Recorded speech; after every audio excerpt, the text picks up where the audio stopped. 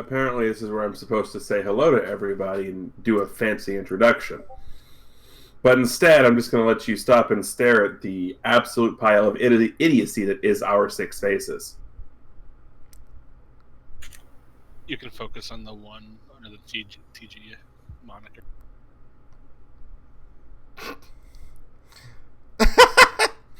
Oh my gosh, the stream got so much better. Oh. Never mind. You gotta be quicker than that. Anyway, hello everybody, and welcome to a special live Thursday edition of Bay City Chronicles, which I don't think any of us have tweeted out. I did. Okay, someone tweeted us out. Anyway. We're not completely asleep at the wheel, just mostly. Oh, apparently I've been looking like I've been asleep at the wheel this entire time. I'm just now noticing it. Got to get rid of those circles under my eyes. But anyway, the gang is all here. Most of them might even speak tonight.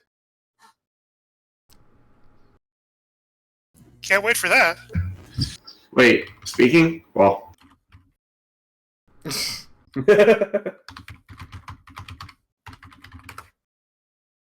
Crap, Anyway, do I need to talk to my lawyer? You are your lawyer. Crap! There's no wonder I'm so bad at this. Mm-hmm. But anyway, the personless picture you see, that's Crimson Avix. He'll be in and out. We may or may not see him the rest of the night. But the rest of these blokes are Camellia Ice, the aforementioned OPT lawyer, Dark Falls, and some guy who we're pretty sure is now a part of a Ponzi scheme.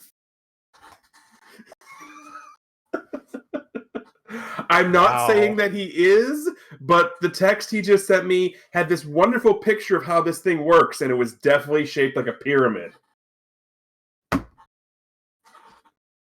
Alright, you really should move to Ohio, and then I can give you my card. Well, to be fair, you can still give him your card, it just doesn't work. That's what I mean.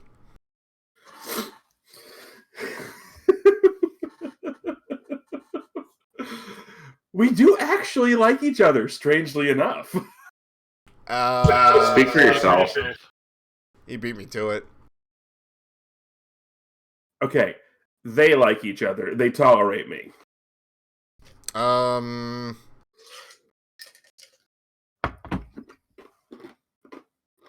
feeling real lonely here. Are you lonesome tonight? And that's about where I'm going to stop that, because thankfully for the rest of you, I don't know all the words. But anyway, as I said, this is a special Thursday edition of Bay City Chronicles. People were not around last week, so we didn't get a chance to do anything. So we're coming at you live here on this hot and steamy Thursday for at least one of us. The rest of us are all in cold weather because we're all dumb and live in the north. Like I said, Ponzi scheme.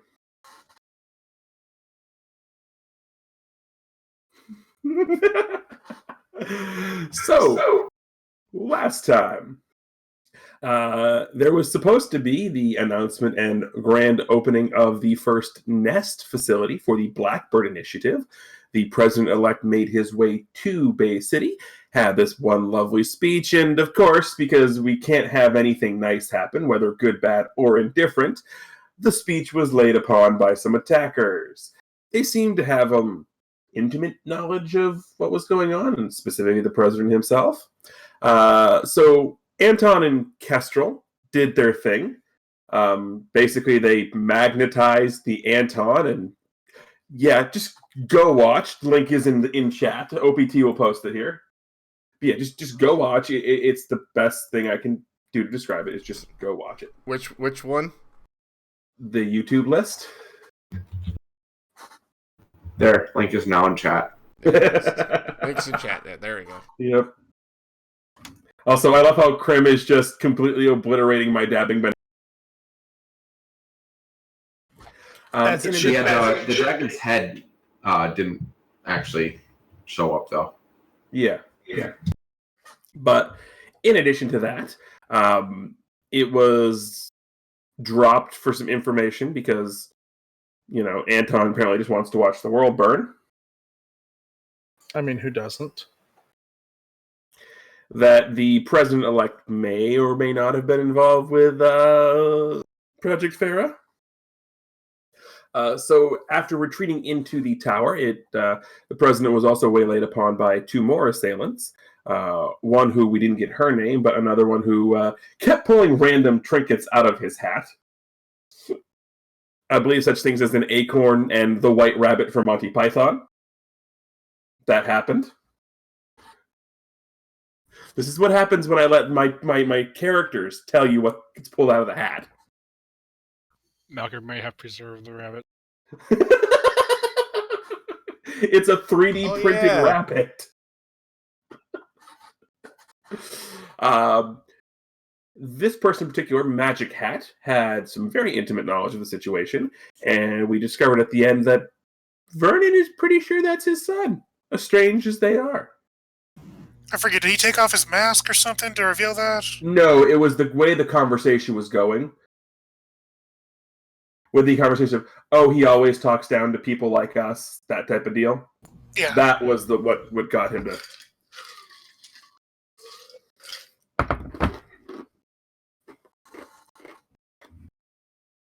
And where we left off, the two assailants in the tower had fled through a psychic illusion. One of them after getting severely mauled. And now we are left in the tower with Malkir and Lutra, as well as Hunter and the president. And Hunter is the only one standing between Malkir, Lutra, and the president-elect. If I remember right, Lutra's laying on the ground. Yeah. Kestrel is flying around the outside of the building. Anton is, well, doing Anton things. And Jay is being Jay. Parts unknown. Well, to everyone else. He knows where he is, I think. If it's fair, I'm the GM and I don't even know where he is. Seems reasonable. So with that, this is what, issue 18? Yeah. Dang, of this. Bay City Chronicles, Volume 5, Sanctuary City, issue 18, Fanning the Flames. So the cover art is basically the scene we left on last time with the four aforementioned people, Malkir, Lutra, Hunter, and the president-elect in the barracks area of Stormbreaker Tower. And that's going to be the page we open to. Lutra's kind of shaking his head, trying to, grip himself and just get back into reality. Oh, gosh. Oh. So Malkir's going to go walk into the room and glance at Lutra, but slowly walk towards Vernon. He sees you. Lutra sees Malkir walk in, and he looks towards him, and then he looks over towards Vernon, and then frowns, and slowly gets himself up and just stares at him angrily, and is like, "You, Anton told me, you," and he just slowly starts walking towards him. So Malkir's going to look at Lutra and position himself between Lutra and Vernon and draw a scythe, but not towards Vernon. He's going to turn towards. Ooh. Well, he's going to look around you. He doesn't even notice. He really kind of sort of sees this, but not entirely. But he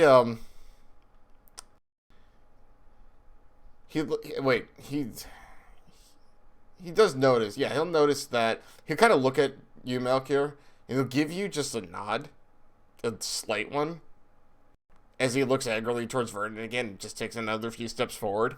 He just points at him and is like,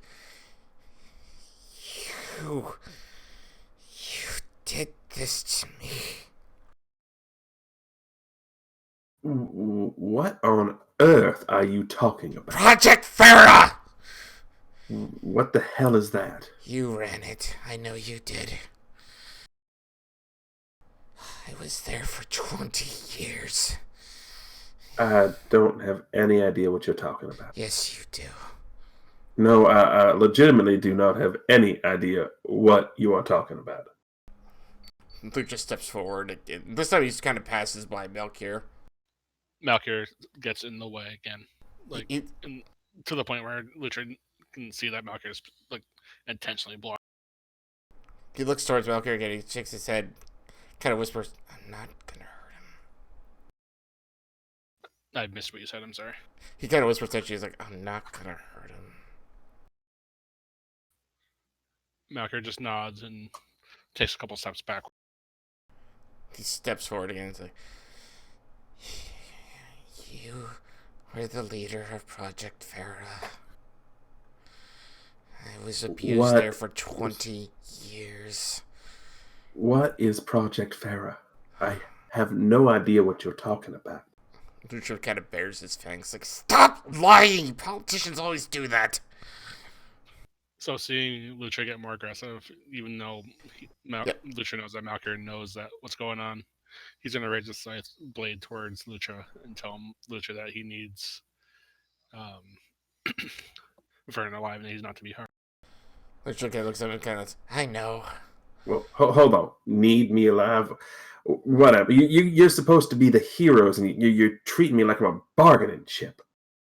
So at that, I don't know if you want me to roll for this, but Malkir's going to slide his scythe to the side just enough to like slice Vernon's arm.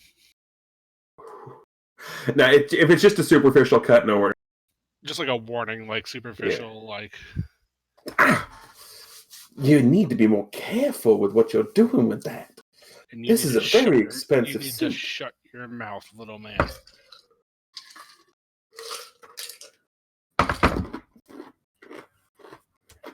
You have no idea who you're dealing with. But after that, Malkir turns back towards Lucha and just goes back into like the defensive stand. No, I'm pretty sure I do know who I'm dealing with here. I was honestly expecting more aggression from you. Trust me, it's there. But you don't want it to be there. You're worth more than me alive at the moment. Fair enough. Lucha kind of... I'm sorry, go ahead. If you'll excuse me, I should probably go let my people know that I'm okay so they stop panicking. Hold you got on. your little phone device in your pocket. You're not going anywhere, but go ahead. Lucha looks towards Hunter. Says, "Hunter, what do you know about Project Farah?"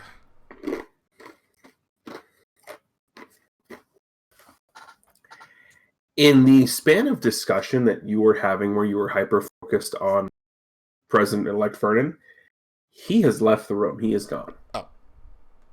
Okay. Lucha looks surprised. Like, "Oh. Shoot. It's right when I need the kid who's connected to the internet to help me." Yeah, Vernon has basically gone off into the corner of the kitchen on the phone. Like, yeah. You just hear him mumbling. So Malkir's going to back up, so he's within sight range of Vernon if need be.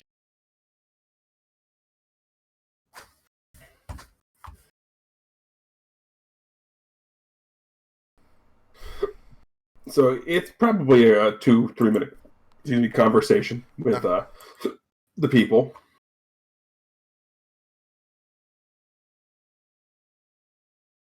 So he hangs up and goes, they will be up here momentarily, so if you have any questions, ask before this entire floor is overrun with Secret Service agents.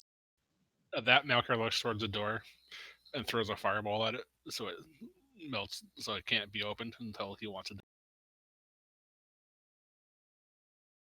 I think we have all the time in the world.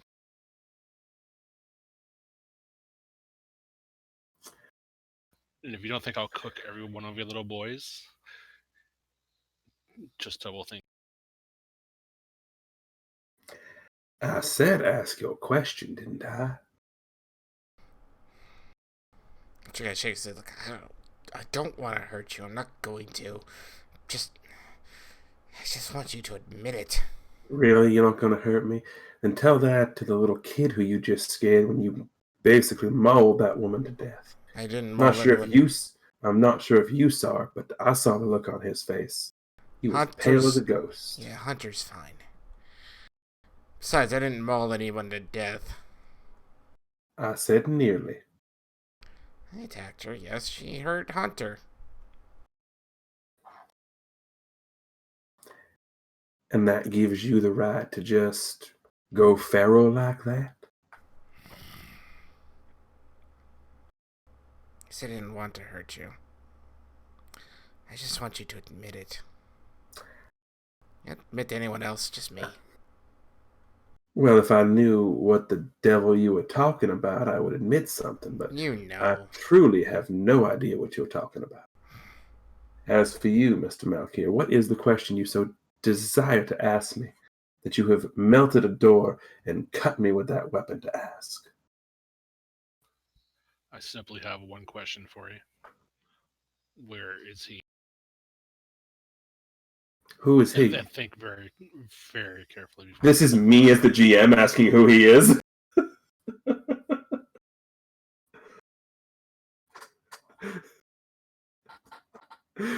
Because I have so many notes right now that I'm not sure exactly which he this is we're talking about.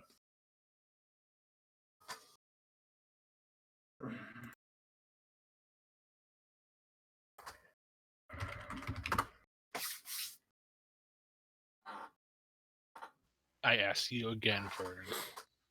Where is he? Well, hmm.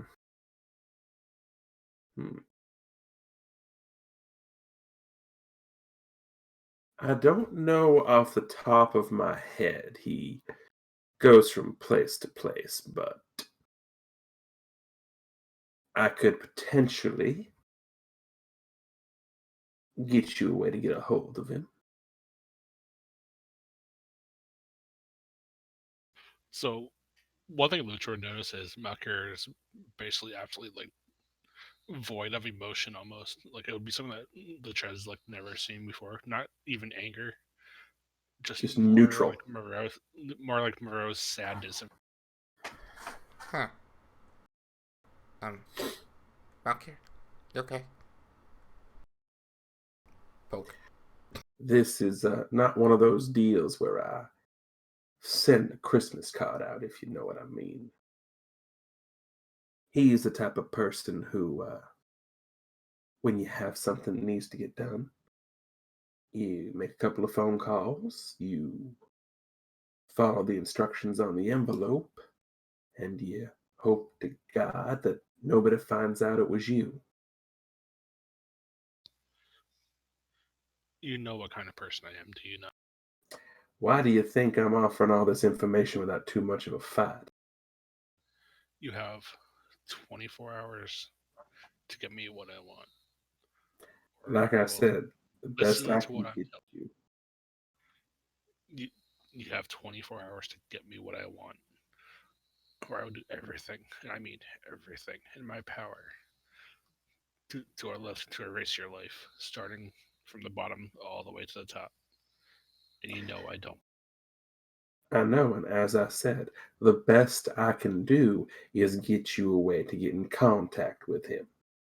After that, the rest is up to you.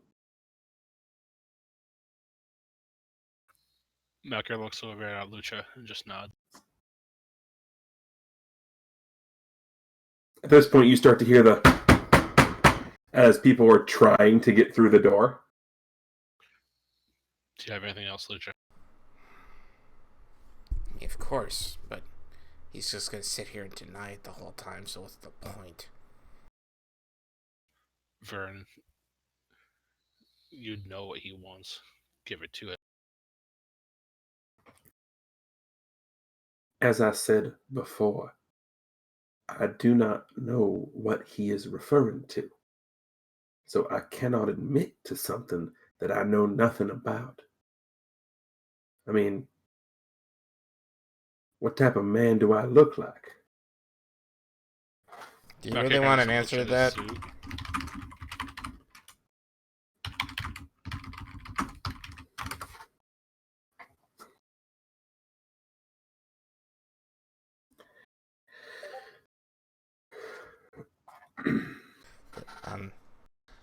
You look like a person standing there with the suit. I'm not sure what that question meant.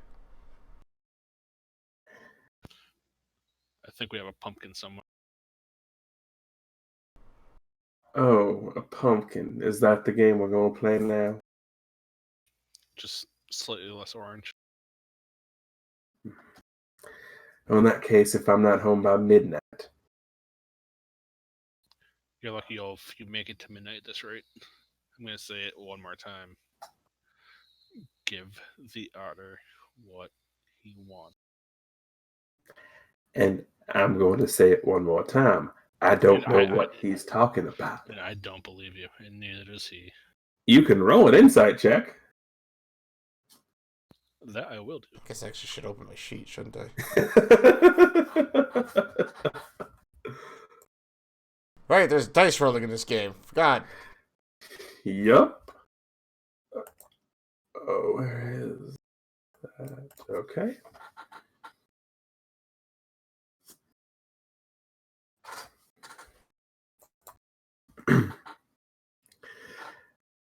Malkir, I'm just going to say flat out, you don't know because he's a politician, so he could be telling to be lying because he's a politician. Lutra, you're a little bit more on the confused side than Malkir is because you know, as a politician, they tend to lie a lot. You also know that when confronted with stuff, like people are being confronted with and being asked questions, usually there's a scent associated with people who are nervous and lying. You don't get any of that. That wouldn't surprise him, though, because he's a politician and he lies. So that sort of like that sense of not quite fear but nervousness, insecurity that you usually scent on people who are lying. Right. You don't smell it. Along with that, I mean, out of character, he just saw Melchior get all this other information out of him, and he's right. I feel like he just literally kind of shakes his head it just doesn't make any sense. Why would Anton tell me that he ran it if he didn't? Maybe you should ask Mr. Wolf yourself. And when you see him, could you deliver a message for me? Could you tell him that his part-time work at the Gendan facility here in town has been terminated? So while that's going on, Melchior is going to hold up a little fireball in his hand and just kind of toss it over his shoulder towards the glass window behind them and just smash it through the window right to the left of Kestro's face. I was just watching! And I was just letting you in because you were annoying me. I could see your reflection in the window.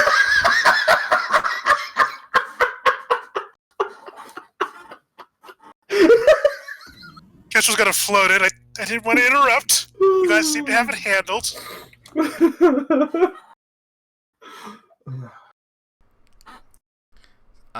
So you want me to tell Anton that you killed his job?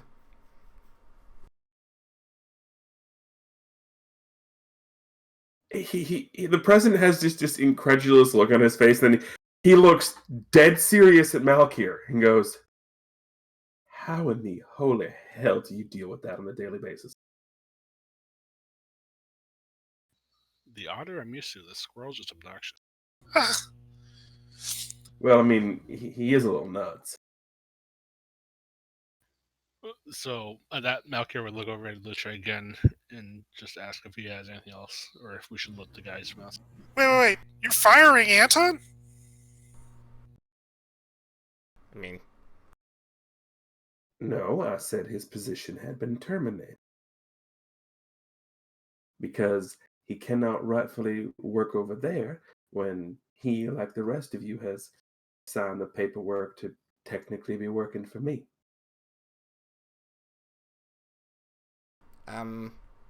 What's wrong with working two jobs? Well, this one's kind of demanding. Oh. So at that, Markel's going to just snap his fingers and let the door just basically fall to cinder. And you get one of those, like, Scooby-Doo cartoon of like 10 Secret Service agents just falling through the door on top of each other.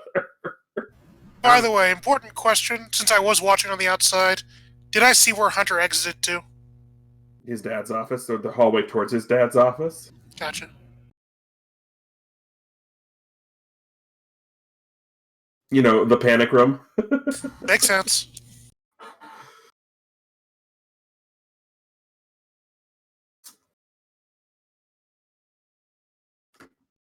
So Malcolm the Secret looks over Service. his shoulder at Vernon and just says 24 hours and starts walking toward him.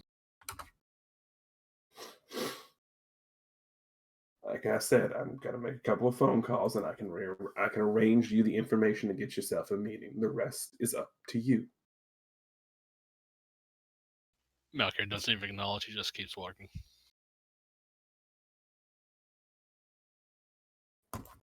Like he just kind of eyes Vernon. Looks just frowns. Looks just very both confused, disappointed, and frustrated. Kestrel kind of like floats closer to Lutra and says, "Come on, Lutra, we should deal with this later." So one time I thought it was gonna be whatever.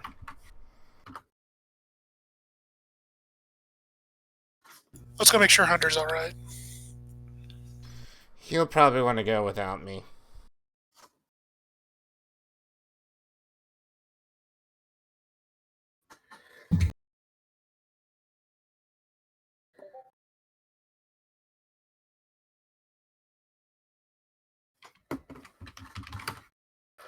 I mean, I'll just stay back a bit because he ran off scared of me again. You don't know that until you see him. I just want to make sure that those goons that we saw in here aren't still skulking around and maybe putting him in danger. I think they probably left, but you're right. So the throng of Secret Service agents and the president-elect are making their way back down through the stairs. Rather calm for an attempted assassination or kidnapping or whatever this was. Before we go down to the hallway, Anton, what are you doing? Well, Anton's just cleaning up the mess out front that he's made. Fair. It is cleaned up by this point. You did just see the throngs of Secret Service agents go in. You saw the little fireball break the glass. I'm just snickering at all that. I mean, in case of emergency, break glass. Yes. Yeah, Anton's just messing around out there, playing with stuff, playing with the stuff that was broken. Not really doing much. So you staying out there? Or you going up to up top? I'm gonna stay out here for a while. Okay, Malkir, where were you going? Malkir's going to do something that he's only done once before. He's going to go down to the weight room almost and just start beating the absolute tar out of everything that's in there, just like he did way back in the season. Yep. So we get just the weight bags getting the absolute wreck. We get the flashback to the first time Lutra had his crossbow, just everything being pin-cushioned in here. Somewhere Anton feels a phantom ping! Oh. And actually the pating is because the a little part of the magnet was still there, so a wing nut from from someone just came and ping, right off of him.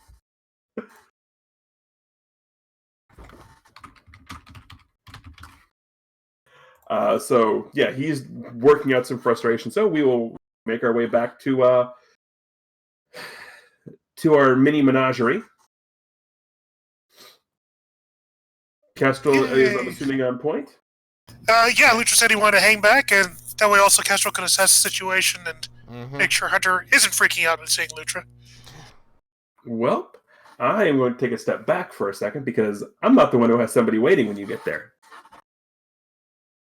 Wait, what? You heard me. So you walk into the room, and there's this guy that you don't recognize talking to Hunter. Suit and tie. And it's not Jay. No, you have no clue who this is. You've never seen him before in your life.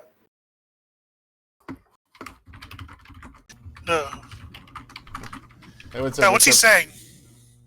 Oh, go on. I would say Lucha peeks over his shoulder, but right now he's saying nothing. He's just looking at Hunter, waiting for a response. I mean, I guess if you think that'll help, yeah. I mean, assuming my dad's okay with it, yeah, I'm in. I guarantee your dad will be okay with it.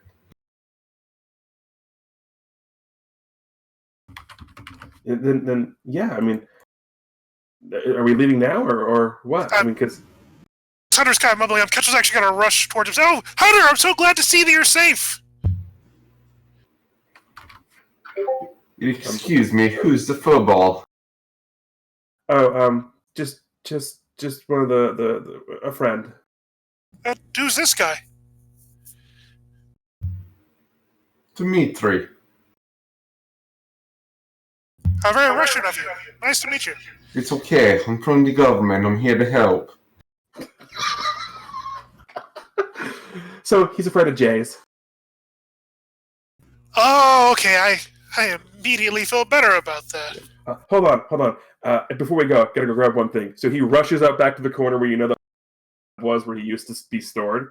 He does the whole scan thing. Wall comes. He rushes in. The wall closes out. We don't see what's going on. He rushes back out, and where Hunter, in his regular clothes was, he is now in a superhero costume. You run by Lucha when he does this. It is basically, if anyone has seen Static Shock, it is gear. Ooh. A little unnecessary, but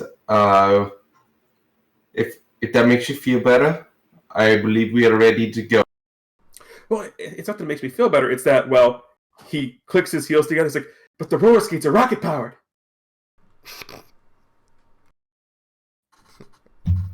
Rocket powered Cool, roller boy. skates? And I haven't got a chance to use them yet. At this point, he pulls out his phone. Yes, Jay. I will be there soon with the key. Hunter, where are you going? Apparently Jay needs my help with something, so I'm gonna go help him out. Apparently? Yeah. I guess Tetra's got to get closer to him and say, did Dimitri just tell you that? At this point, Dimitri pulls the phone away from his ear, hits a button on it. Kestrel. It's fine. I sent Dimitri to bring Hunter here. I already talked to Casey about it. He's aware. Okay. All right. Well, thanks, Jay. Oh, it's gonna be so much fun. Let's go. Just be careful. Oh, I will. Dimitri, can we stop for French fries on the way? I suppose. Yay! Let's go. And he is roller skating out of the office. What about Lucha? Rockets on yet, but he is roller skating out of the office. Bye, Hunter. We'll miss you. And as he's rollerblading down, Dimitri just sort of looks exhausted already and leans over and picks up Hunter's suitcase.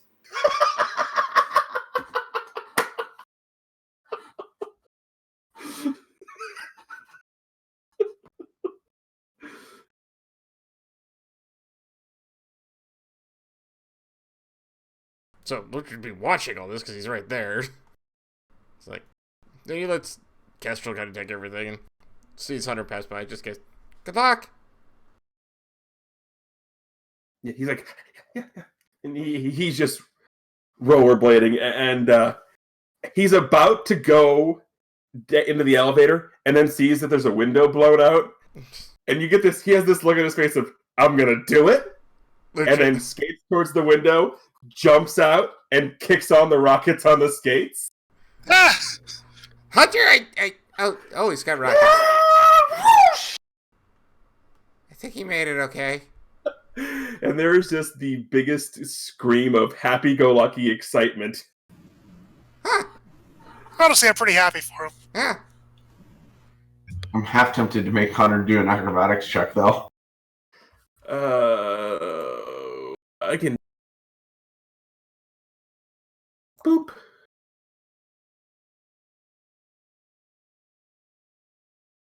No, I haven't adjusted his skills yet for not being where they were. We'll get that one. He might not have full control of it, but the technology doesn't.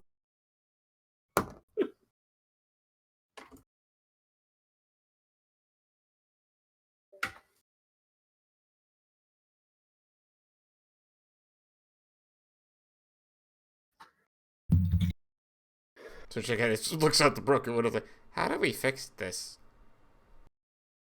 I'm sure Casey has something like self-repairing windows. Really? Why would I have self-repairing window? I mean, because you're Dr. Casey, you have everything. I was actually just hoping that you wouldn't just make me fix it since I can just fly out there.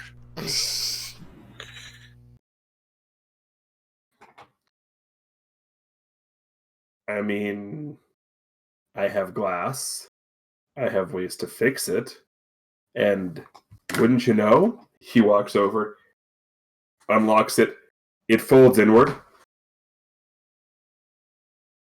All you have to do is remove it and replace it from in here. Huh! What a novel idea. That's handy. You already need another one of those downstairs, by the way. We broke a window. Mm. Oh, I know.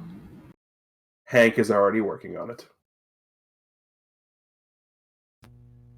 We just get a picture of this guy just walking around, clearly just like the happiest janitor in the world. Repairing the window. Actually, Anton, we're gonna go to you for a minute.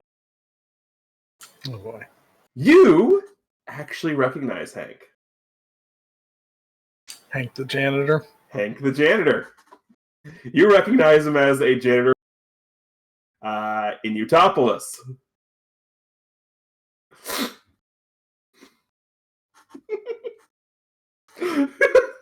I broke Nora, everybody. Why? So what's Neil Flynn doing in Bay City? So, a real quick aside to how I broke Is there Nora. a penny in the doorway? Dude! So, a real quick aside to why I broke Nora is the first time I ever introduced Hank the janitor in a session. Another character in the session decided he was going to console the janitor who was mad that the floors got dirty, and he fired a tissue arrow to wipe the tears. I'm not even joking when I say that. He's not. It happened. That's kind of awesome. Yeah, so that's why Nora was broken with Hank the janitor. So yeah. Anton's just going to like slightly acknowledge Hank and just keep rummaging through to find any new toys in the rubble. Oh, Anton, how are you? Hank. Good to see you. It's been a while. Good. Yeah. You work here? Did you ever ask that doctor you had the hots for out on a date?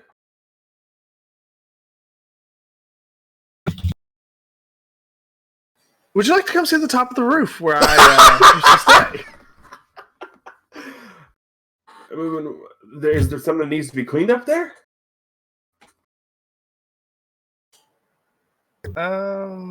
Sure. Did something happen between you and the doctor? All right, Hank. Go fix whatever you're fixing. I am fixing the window. Why are you being so standoffish all of a sudden? I've always been standoffish. Yeah, but this is more so than usual. Usually when you talked about the doctor, you at least lit up a little bit. We just had a bunch of whack jobs attack the president-elect and our building. And everyone's fine. My nose is broken. Hold on. He reached into his cart, pulls out a couple of nose tampons.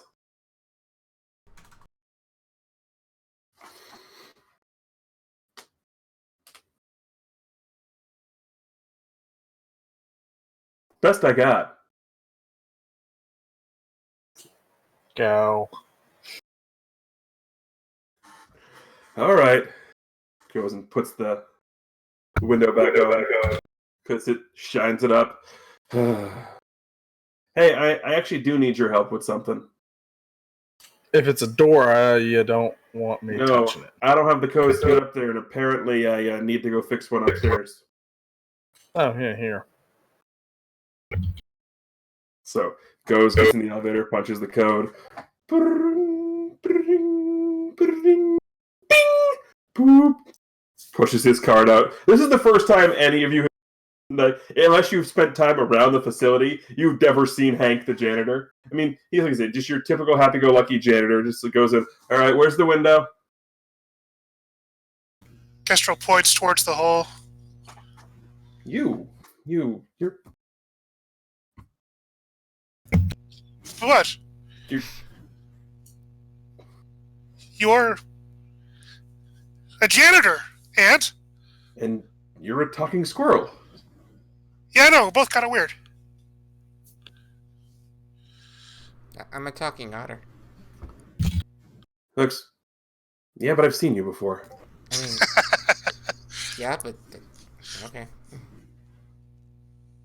Lutra, you can't remember ever having seen him, so that statement's a little weird to you. Hey, who are you? Oh. I'm Hank the janitor. Where would you have seen me before? The last place I worked.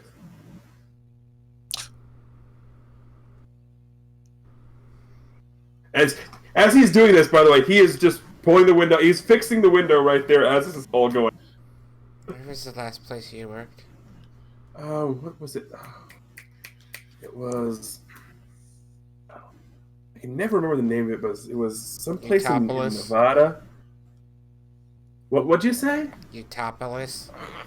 That might have been what they call it. I know I was working for, I think, General Dynamics. I think I was working for. It was in Nevada somewhere. Anyway. So this window's all set, guys. So, We're just gonna sweep up the glass and we'll be good. Thanks very much. Lutra? so what'd you do? Clean my room every so often? No, I just saw you when I was walking by and sweeping and seeing what was going on in with the other obstacle course thing you were running. Oh, so you watched them abuse me. That's good. Didn't look like there was any abuse happening. I would have said something if there was. There was. There was a lot of it. It's 20 years of my life.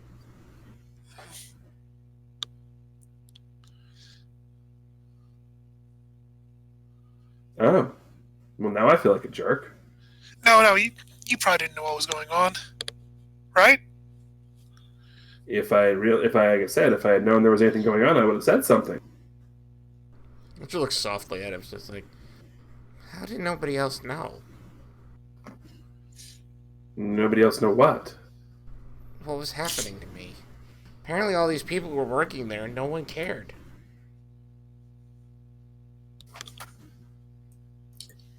Kestrel actually, his eyes light up as he has an idea. And he kind of like looks at Lutra and is like,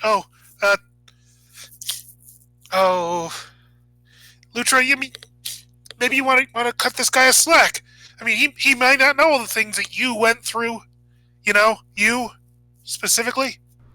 Huh? In your original timeline.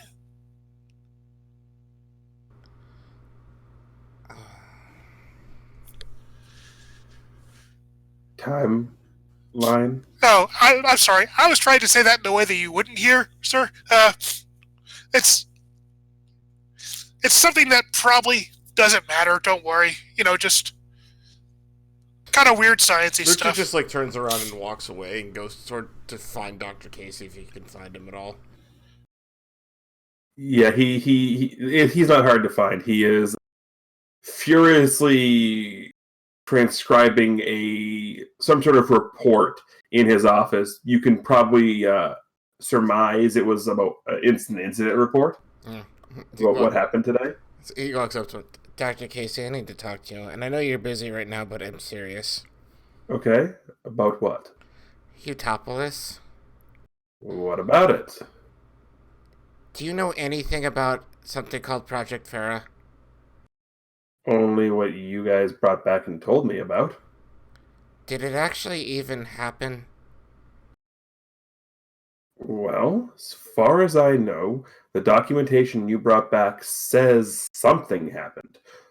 Whether Project Pharaoh was a cover for something, I don't know. I don't have enough information, but something happened. That's for sure. Because I'm starting to get information that doesn't make any sense to me. Suddenly, Anton tells me Andrew Vernon was running the project, which means he would absolutely have known that he was abusing me for 20 years. Except the president didn't seem to know that, and yet he answered Malkir's questions under the threat of getting killed. So I have a feeling if he knew anything, he would have said something. Did Malkir say that the president ran the project, or did Malkir say the president ran Utopolis? Anton said that Andrew Vernon ran the project.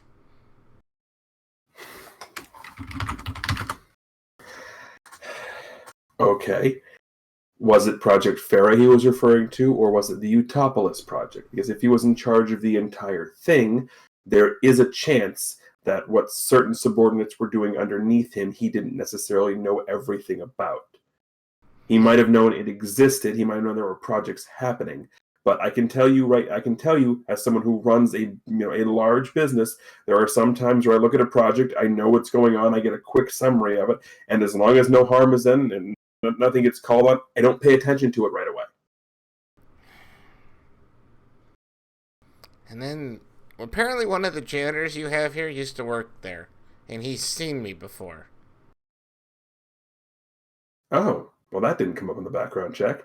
He said he just worked at the schools over there. Yeah. But he didn't notice anything bad happening to me. I'm not sure if you've noticed this about Hank, but he's got a bit of a one-track mind. It's possible. Very much about making sure everything is spotless, and can be very easily distracted. So that doesn't surprise me, actually. It's possible, but Kestrel brought up an interesting point, and I've been thinking about it suddenly. When we went into the future... Yes? To stop Kismet, we changed, I guess, something like changed fate? I'm starting to wonder if what happened to me didn't actually happen. That's entirely possible, but if that's the case, then why? If that was the case, then you would still have your memories of it. The people who were with you would have their memories of it. Why would I have that information? I don't necessarily understand how time travel works, so it could be that because we've talked about it before, it happened. I don't know. I don't understand it either. Just kind of like clenches his fists together and just like slams his hands on the desk or table or whatever. Just like, just was so close to having somebody just admit what happened and maybe even apologize for it. And now I may never actually have anyone even know what happened. Ah! Lutra, What? everyone in this building knows what happened. 3 of the people in this building have been there and have seen, 4 technically, have seen everything, or at least a good portion of what happened, or what the results of were there. Yeah, but it's none of their fault. they're not going to be able to apologize for it or make it right or whatever. I don't even know how you make it right. There are certain things that can never be made right. Things happen. And sometimes people get away with them, sometimes they don't.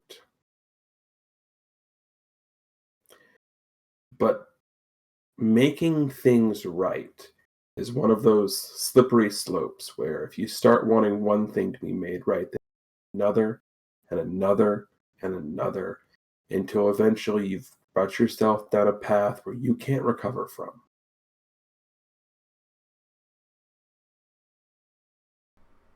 Yeah, I think I've always fell down that path once already.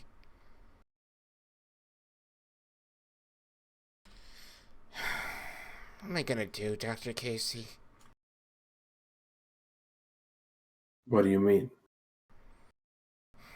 Just every time I do something, I seem to black out and just get very angry. I'm scared Hunter again, and he's run off. He hasn't run off.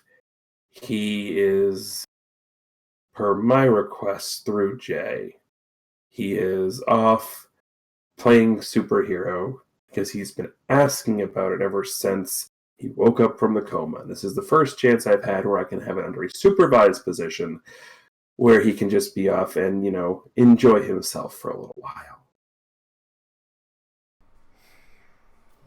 Did not. Just gave me this really. That's another thing. I don't understand. When something happens, like I heard Hunter scream, and every time something like that happens, I suddenly don't remember what happened, and then I'm suddenly, like, on top of someone.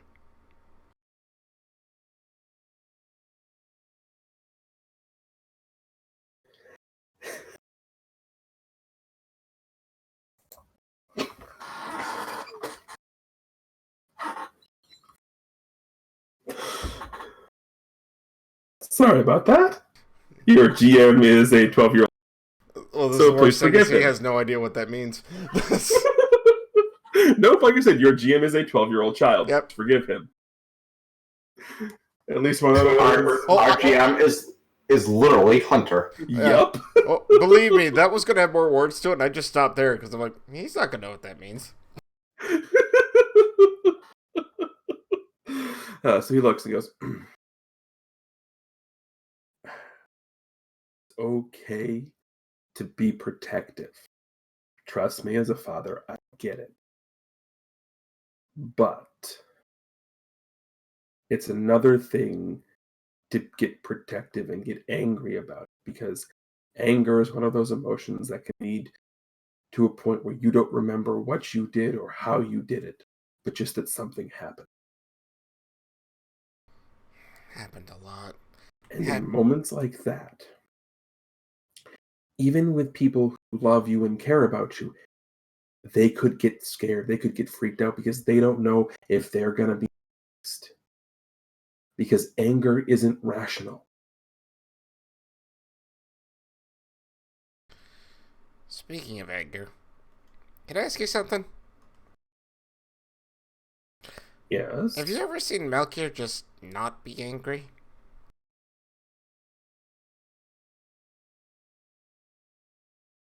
Yes. When he finally finishes the Sudoku. Right. But I don't mean happy. So never. Right. So when he never once. did that. No, but like earlier when we were confronting Andrew Vernon, I figured Malkier was gonna be very angry with him, and he wasn't. But he wasn't like happy. He wasn't sad. He was like, gosh, it was like a shell of nothing. Was it though? I don't know. It was weird. You get a smash cut to Malkier just blowing the sand out of one of the sandbags. It could be that, but like you said, it got you nervous, and you understand who Malkier is. You know Malkier. People like the president-elect, people who are used to being sleazy, slimy, manipulative assholes. They feed off of emotion. They read the emotion, and they react to the emotion. If there's nothing to react off of, that's the scariest thing for something. Yeah, that was weird.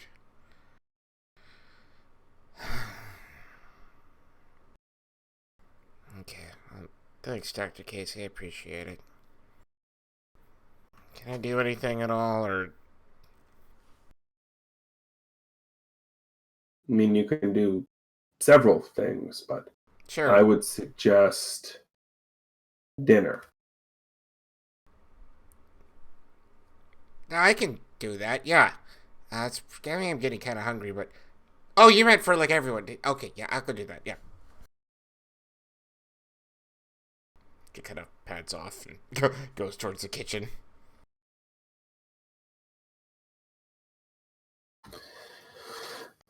Casey's going to reach in to pick it up, dial a number.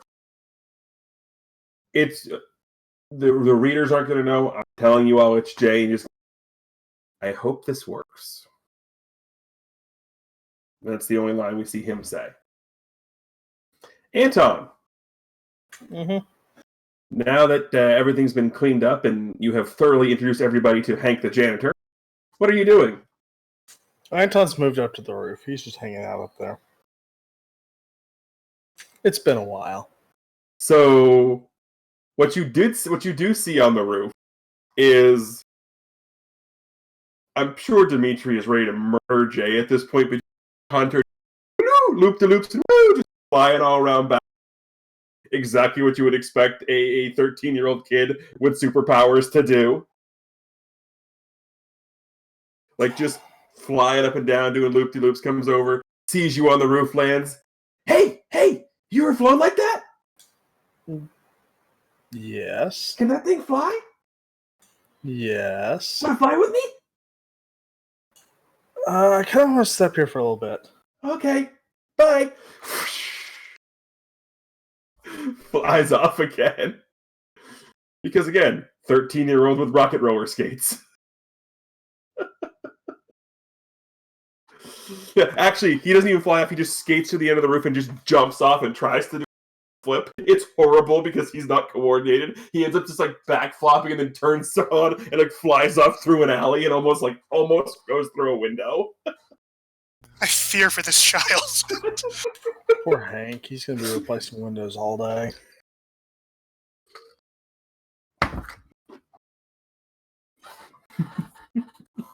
Yes, he is. So, I saw that, Jamie. It's my push to talk button. I saw that. So, if there's any other scenes that people would like to do right now, we can fast forward to whatever the heck Lutra has made for dinner. So, Lutra, what's cooking? Oh. How many people is he making dinner for? Casey, Malkier, Anton, Kestrel. Is And Malkier Hank. eating with us? And probably Hank, if you're feeling nice. I don't know, he has nothing against Hank. It's more, whatever. Okay, so... kind of a big thing.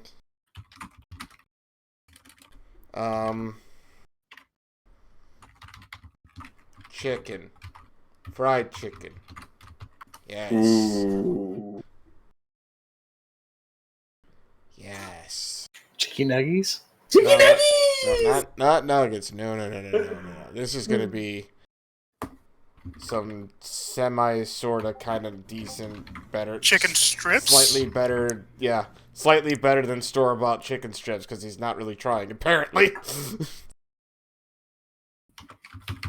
I rolled low. I have a plus 10 to that. Did roll low. But hey, you didn't botch the roll, so at least it's not raw chicken. That's what I mean, yeah. It's like, it's good. You know, it's good enough, whatever. You know, he's making patches, so, you know, he's...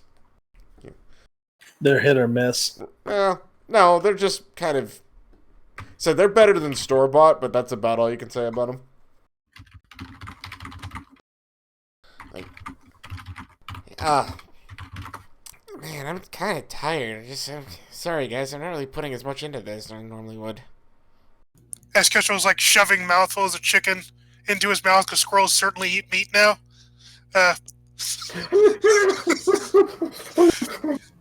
He's gonna look over to Lutra and say, "Well, it kind of makes sense. You had kind of a rough day." Well, they're fried in peanut oil, so it makes sense. Oh, there we go. Yeah. He's just sucking on it. Yeah.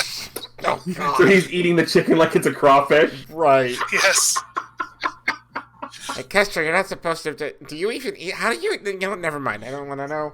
I don't know. Okay. Yeah. Comic book logic. Woo!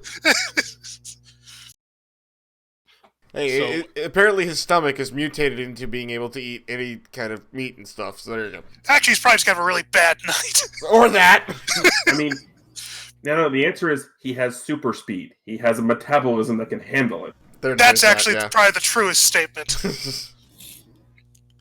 But So he's that gonna look fucker's at on- Lutra and say, "You got a rough day, so of course it's gonna be not the most important thing on your mind." Yeah, we'll be fine. He pats you on the head. So that Malkir's gonna walk by the kitchen and go in and just kind of quickly grab some food. Then, without saying anything to the group as a whole, he's gonna kind of just glance at Lucha and then keep walking back out towards his door. All right. So now the most important question is: since we have these not chicky nuggies, what is everyone's dipping sauce of choice? Honey. Honey's a good one. Castro.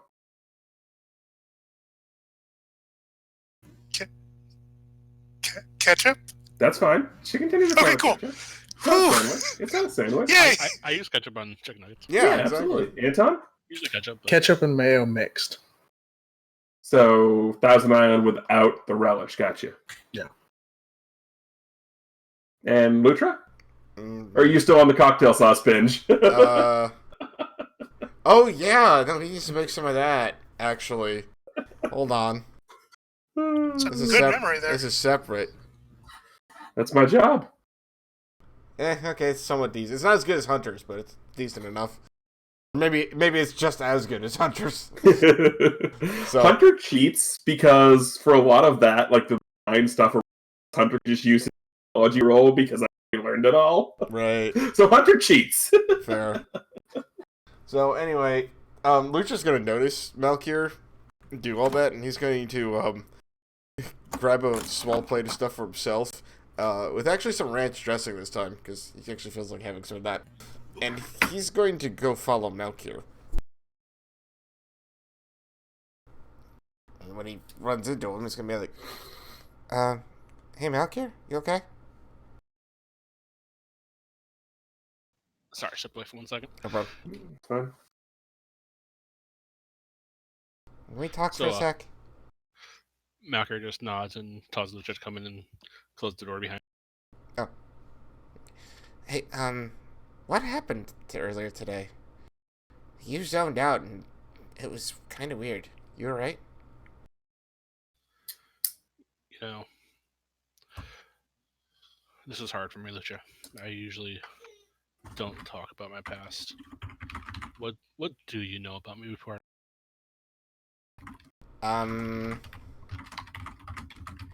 Well, other than what you've told us, not really much, actually. It's kind of been a lot, too. But, Assassin? I know that much. You had that whole ARC thing. That was a while back, but... Or some kind of organization, but... I don't really know much, honestly. About your past, but I know you're a... good person to have around. Good friend. So Malkir is like just saying this in like just a not like emotionless tone, but just like a very like deadpan frank tone. I'm not very good at changing my voice. No worries. So so Lucha, you know,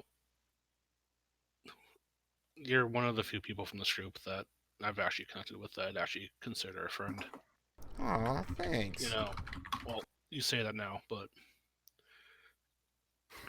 what would you do if I told you that I've killed probably over, probably close to 1,000, if not more, people? So when Melchior first says I've killed, Lucha's just like, well, of course you have. And then you get to like 1,000, and he's just like, huh? That's a lot. How do you? How? That's a lot. I'm sure they all had y'all had a reason, but that's a lot. How did you do that? So, from when I was young, Lucha, I don't know much of my early life. It's been taken from me. Damn it, Chem.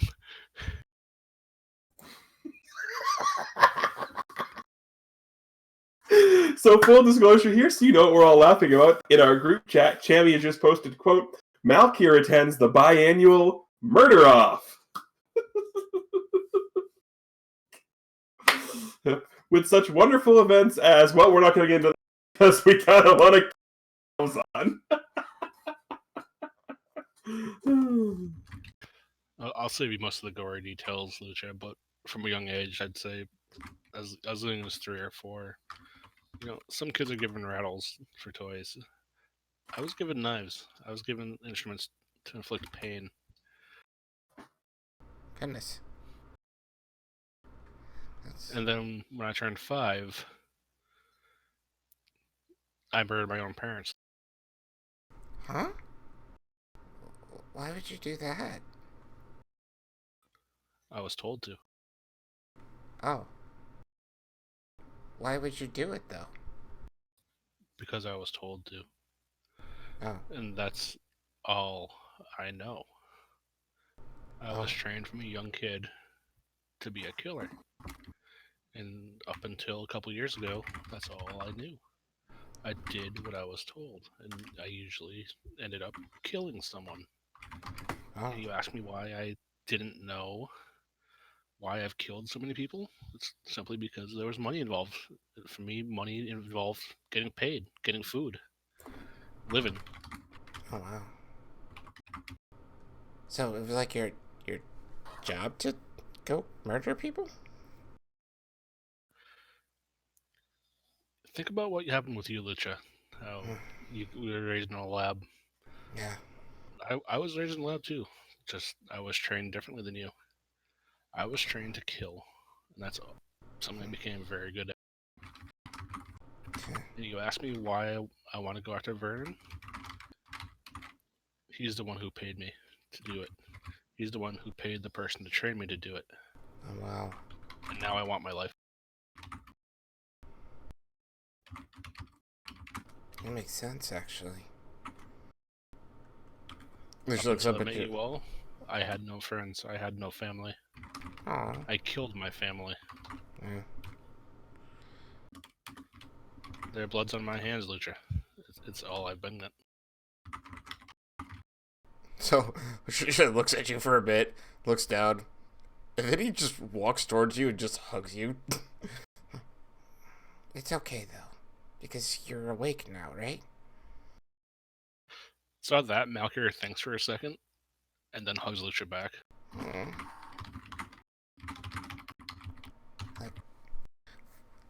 At that point, Malkir, your cell phone goes off.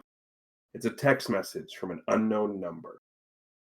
And all it says is, tomorrow night, where we first met. And it's signed with the initials J.M. And that is where I'm going to close the comic. Oh, yeah?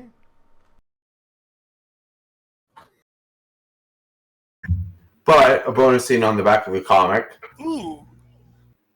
is Hunter in the car with Dimitri with his mouth full of French fries. After the flying. Dimitri's gotta be sitting there like, oh my God, what have I got myself into? I do not get paid enough to deal with this crap. There's not enough money in the world to do This is There's a Disney not movie enough waiting to vodka. happen. There is not enough vodka. Right, not enough vodka.